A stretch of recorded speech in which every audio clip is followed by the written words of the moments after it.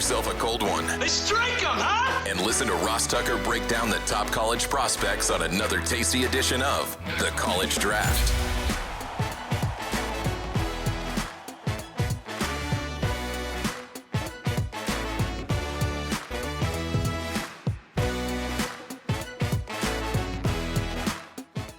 Yeah, it is Daddy Soda time here on the College Draft Podcast, presented, of course, as always, by DraftKings. I'm Ross Tucker, former NFL offensive lineman, 5 teams, 7 years. You know that. Love this podcast. Yes, it is January 1st. Yes, we already got the Ross Tucker Football Podcast up and posted, so you can check it out wherever it is that you consume podcasts or watch it, youtube.com/Ross Tucker NFL. And yes, we're doing a fresh college draft this morning for a couple different reasons. Number one is that Emory Hunt, my co-host, can take a bow for a terrific bowl week last week with his picks. Finished up 11-7-1. I can't believe Arizona, Oklahoma, the over-under was 62, and it hit 62 on the dot. That is unbelievable. And so we'll get into that momentarily. Make sure you check out Emory on social media at FBall Game Plan on Twitter. He's Football Game Plan on YouTube. Got a very popular YouTube page for those of you that check us out over there. And then, of course, footballgameplan.com/2024 draft guide. I mean, it's now. I mean, I was in Chicago last week. They clinched yesterday the number 1 overall pick. They're so excited. They want Marvin Harrison Jr. It's really funny just to see how different people are feeling. So there is no better draft guide. And by the way, it would be almost weird to me if you listen or watch the show every week and you didn't get Emory's draft guide. Like, how can you not? Because you know how much information he has. Plus, we got to get his picks on today's games. There's a bunch of games today that we need to get into. So very much looking forward to that. Of course, check me out on social media, please, at Ross Tucker NFL. Pretty much any platform you're on, I'm on. And then at Ross Tucker Pod is when you know immediately when the show's been posted, whatever show it is. And then, of course, also the highlight clips, the best of the best from all of the different shows. All right, Emory, here's what happened last week, which finished on Saturday. You were 11-7-1.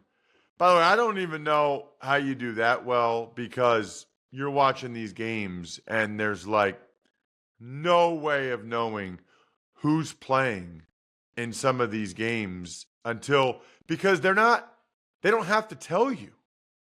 So like you're watching the start of the game and they're like, oh yeah, both corners for Penn State aren't playing in the game. And you're like, wait, what? Against Ole Miss's offense? I mean, I didn't think Kalen King was going to play with him being a potential high pick, but Johnny Dixon wasn't even there, their other starting corner. I mean, Emory, that killed them. And forget like Florida State. They didn't have like they had like almost nobody playing, which by the way, if we have time at the end of the show, we need to get into that because they got to do something. It's kind of killed bowl season. Right. I agree with you, man. I thought Marvin's Shade Tree Jones had a fantastic take on it that we could discuss later. You know, the former Florida State All-American, New York Jets first-round pick, current coach in the Indoor Football League. Good friend of mine. Was able to chat with him a couple times down at these postseason All-Star games that I go to at the Tropical Bowl. He's a great dude, great person, and he had, I thought, a great take on it too. Interesting. All right, so 11-7-1. You had the Minnesota Bowling Green over 39.5. That was 30-24. You crushed that one. Texas State, you took them -4 and the over 59.5. You doubled down on your guy. That's the former LSU quarterback, right? Big Ponchatoula, TJ Finley. Big Ponchatoula. So anyway, they won 45-21, so way over, and they covered easily. UNLV Kansas over 67. That was 49-36. You killed that one. West Virginia minus the 6.5. You lay more points than I do on the Even Money podcast, but it came through. They won 30-10. Louisville, USC, over 58.5. USC put up 42-28, which is a whole other question I have. For some of these games, like that, I don't even know who that USC quarterback is. Is it Miley Moss or something like that? Something like that, yeah. Yeah, whatever his name is. It's unbelievable. That is one of the cool parts, I would say, about these. Is like these dudes you never heard of go out there and start balling, but they already paid Will Howard to come via NIL, so it's like, I guess they'll have a competition now. I don't know. Right, and then if you that I forgot the name of the 5-star freshman that left, man, that could have been you in the bowl game with that opportunity to showcase and show out. So again, it's just weird, man. It's so weird. Then you have Rutgers money line. That was awesome, Emory. They won the game 31-24. And maybe it's just because I did one of their games this year. I kind of love Rutgers. I kind of love the way. I mean, they don't get like many 4 stars. They don't get any 5 stars. And they're beating Miami and beating their you-know-what up front and blocking a punt. And it's a good coaching staff. I was thinking there's a lot of good coaches in the Big Ten. Like Schiano, forget like even like Michigan, Ohio State, Penn State, but like Schiano, Matt Rule, Ferentz at Iowa, like what he's able to do. And there's others as well. Kansas State, you had them -2.5. They won 28-19. That young quarterback looks pretty good, Emory. Yeah, I love. Again, I will never count against Kansas State in a who wants it more bowl game. K-State, by definition, must be Latin for we want it more in bowl games because they are just outstanding consistently. In all 3 facets, offense, defense, special teams, you know what you're going to get out of Kansas State. Did you ever take Latin? I did not take Latin, but I'm pretty sure that's what K-State means in Latin. You know what? I did take Latin for 2 years. I don't remember that being part of what they said. I love Latin. I love like Roman history, and I took it for a couple years. But then when it got to be like Latin 3 and Latin 4, I was like, nah. I don't know. I think I'm good enough for my SATs now. Let me learn a little Spanish here. Probably should have stuck with it. Probably should have stuck with Latin. But then it was starting to get harder. Then we had to like read stuff in Latin. I'm like, wait a minute. This isn't even a real language. You want me to read stuff in it? I just did this for the SATs and the Roman history. I'm not gonna read a book in a language that doesn't exist. What are you talking about? So, all right. Then we get to Kentucky, Clemson, over 46.5. That crushed 38-35. You laid the 6.5 with Notre Dame. That was kind of sad. Oregon State. Notre Dame won 40-8. I have a question about that, by the way. So there's multiple reports out there that Sam Hartman got paid $3 million from Notre Dame this year to be their quarterback. Okay? Mm-hmm. The NIL deal, Emory, doesn't say you need to play in the bowl game. Like, right? I'm so confused on these NIL contracts.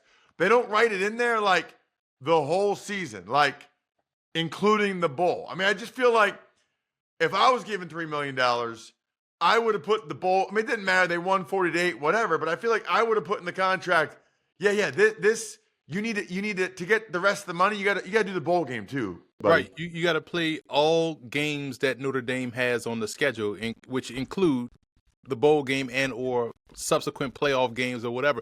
Any game that Notre Dame suits up and plays, whether it's a scrimmage, whether it's an exhibition against the Washington Generals, like you got to play, like to get all of that money. It just and we know it's not NIL money anyway, right? They're calling it NIL because nothing about what they gave him had anything to do with name, image, and likeness. That's really interesting. Although I think he became like a hero there, like. They love him there. He's also like 25 years old. Exactly.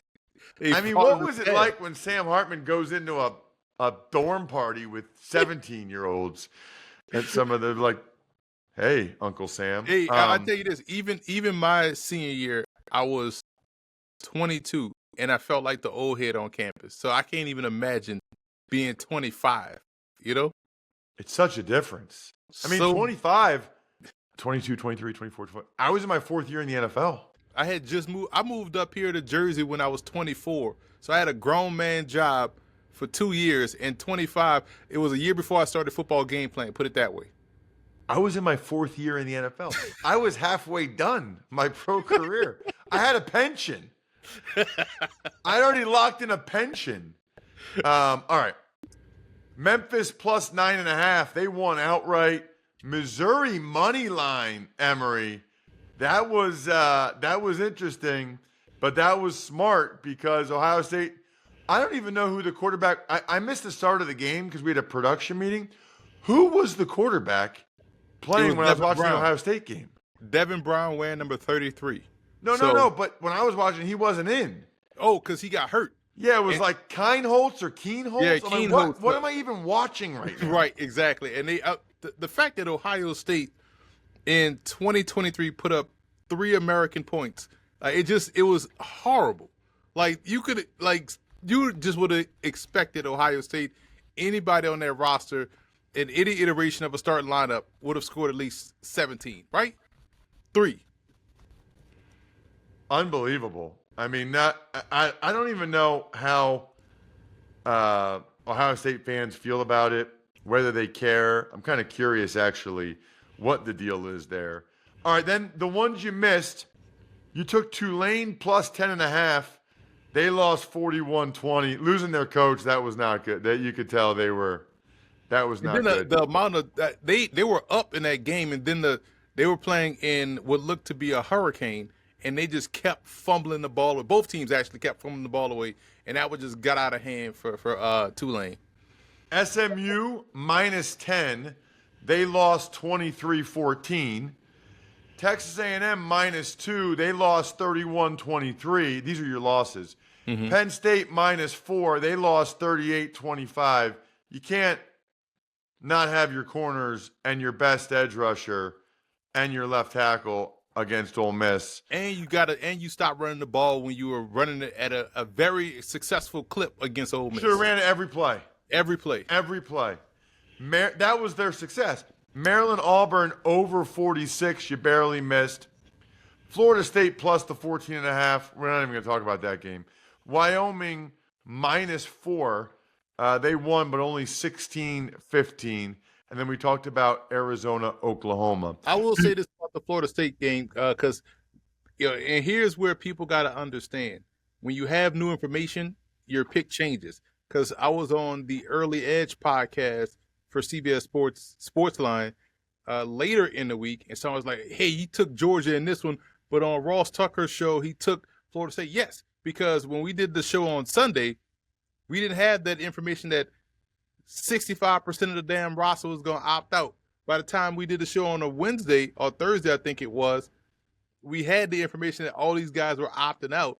So, yes, it makes sense now to change your pick. So that's why you have to really understand context of when we do these shows and what information is available at the time. 1,000%. Yesterday's price is not today's price. By the way, if you like Emory's picks or your picks, make it easy on yourself. Order in on DoorDash. Now you can root for your picks while your food and drinks are on the way. That means burgers, chips, dips, soda, pizza, wings, so much more delivered straight to your door. And you got to have something to wash it down. I know what I'll be doing while I'm watching these New Year's Day games, drinking Labatt Blue Light with friends and living life to the power of we. Always enjoy responsibly. Beer, Labatt USA, Buffalo, New York. Emory, let's get into today's games. It is Wisconsin against LSU. Wisconsin's +9. LSU, I have no idea who's playing for them with the receivers, or I know Jaden Daniels is not, but LSU's laying 9, so they must have some guys playing. Well, see, that's the thing. This is why bowl game predictions are complicated. I'm going to take Wisconsin plus the points because you don't have Jaden Daniels. You probably won't have Malik Neighbors. And if you take those two out of the equation, I don't know if Brian Thomas is going to play, but let's say we know Neighbors and Daniels won't play. This is still an LSU defense that gave up a lot of points, right? So it's not like they're dominating on defense to be 9-point favorites over a team that can line up and run the football. And we still don't know who's playing on Wisconsin's side, but we do know LSU's defense isn't that good. So I'm going to take Wisconsin plus the points here by sheer logic of piecing this thing together, which is how you kind of have to do these bowl games. Yeah. I mean, you must have a chance to have a real big edge in some of these games if you really knew who was playing and who wasn't. I mean, it's like Right. you need to be a private investigator to try to find out. Because I see some places where like ESPN on their screen, they were saying Theo Johnson for Penn State was an opt-out. He played. Like he declared for the NFL draft Mm-hmm. before the game, but he said, I'm going to play in the game. I'm going to play in the bowl game. And then So you it's had like you have the Fashanu, information is not always right. and you have Fashanu who everybody knew wasn't going to play. But if you didn't pay attention to what was going on during the week, and you saw him out there pregame, full equipment, practicing, going through, you are all right. Well, Fashanu's probably going to play, and then he doesn't play. So Yeah, that part of it's interesting to me too. The guys that get all dressed but then don't play. Mhm. I've got so many questions. There's like 5 different options these guys have. You don't even show up to the game. You show up, but you don't suit up. You show up and you suit up, but you don't play. You show up and you suit up, and you're on a pitch count. You show up and you suit up and you play the Right. whole. I mean, it is wild. All right, what about Liberty and Oregon? Liberty's getting 18 points. Total 68.5. Liberty can score. Caden Salter is somebody we're going to talk about next year in terms of draft prospects. He's been phenomenal for Liberty. Love the uniform matchup. Liberty has the throwback eagle on the helmet with rolling up his sleeves. Oregon is going with the Daffy Duck uniforms. The classic, lime green with the bright yellow, the classic college looking uniform. So it's going to be a great aesthetic on TV. And I like that Oregon has the ability to score too. Liberty doesn't have defense. So this one can go back and forth, but at some point defense will step in and get some stops. So I will lay these points. Now keep in mind this line has jumped from 16.5 or 15.5 to 16.5 to now 18.5. So I'm still laying these points with Oregon because I can't trust Liberty's defense. At DraftKings right now, it's plus 18. So Emory laying the plus 18 with Oregon in that game. We'll get to Tennessee and Iowa. There's 3 games there in the early window. Iowa is getting 5.5. The total, it is an Iowa game, is 36 points. Listen, I watched that game in totality, the one you called against Nebraska. There's no way I am taking Iowa plus the points here. Tennessee can score a touchdown and win this game 6-0 and cover. Lay these points with Tennessee. Wow, that's interesting. I thought you would say, in terms of the bowl game importance, like I feel like the Iowa kids are more likely to, but I don't even know who's playing, for either one of these teams, who opted out or who didn't. Well, Milton's not going to play, and they're going to start the true freshman. And the way they talked about this kid, all throughout the spring, all throughout his recruiting, all throughout the 7-on-7 circuit, he's out there in pajama pants, lighting up 7-on-7 teams. I'm excited to see how he looks out there on the field. So I can't wait to see him play. And I will still trust a true freshman, sight unseen, over Iowa's offense. All right, let's get Emory to the big ones, the college football playoff, the Rose Bowl. I want to know what prospects and matchups you'll have your eyes on, as well as your pick. Michigan is down to a -1.5 point favorite against Alabama. The total's 45. Man, I'm taking Alabama in the points here. And I've been on this since last week. And when you think about what Michigan does well, they want to line up, run the ball, control the clock, play great defense. Sounds a lot like Alabama during their heyday when they had, the Eddie Lacy's and all those D tackles and all those. So Saban is familiar with this type of style of game that Michigan wants to play. The difference is, and this is where the real prospects come into play. Everyone's talking about J.J. McCarthy as, probably QB3. I don't share that same sentiment. But on the other side, you got Jalen Milroe, a focused Jalen Milroe, who is arguably the best player on both sides, or at least the most explosive player on both sides of the field. for both teams. And you saw how they had to take their road to get here. I am not betting against Milroe and what he can do. I am taking Alabama to win this ball game. You can take them on the money line if it's plus money. You can take them plus the points or whatever. But Milroe to me is the ultimate X factor. And when you factor in the corners, Kool-Aid McKinstry, all those guys out there on the perimeter are going to be the best corners that these Michigan Wolverine receivers have faced all season long, and they don't mind playing press. So when you play press, that also means you can trust your pressure to get to the quarterback. And we haven't seen J.J. McCarthy have success against pressure. We saw this last year versus TCU, and we haven't seen him play up to that standard that he played last year. About 7 weeks now going into this playoff run. So for me, this is all Alabama all day. Man, I feel like I'd be pretty surprised if Michigan's able to just run the ball down Alabama's throat. I mean, Alabama's D-line, like the way those guys are built and the way they play, that would surprise me. That's going to be a very intriguing matchup. It's funny being out in Chicago, Emory, because some of the folks out there, I guess J.J. McCarthy's from Chicago, so they were talking like there's some people that were talking about the Bears getting J.J. McCarthy. You don't like that? Yeah, we just watched a guy that runs 4.3 at 6'3", 230 that can throw the deep ball rather well in that weather. Why are people even entertaining moving off from Justin Fields? For that one, at least for J.J. McCarthy, at least. You know what I'm saying? Like, that makes no sense. Yep, I'm with you. What about, let's talk Texas, Washington. Texas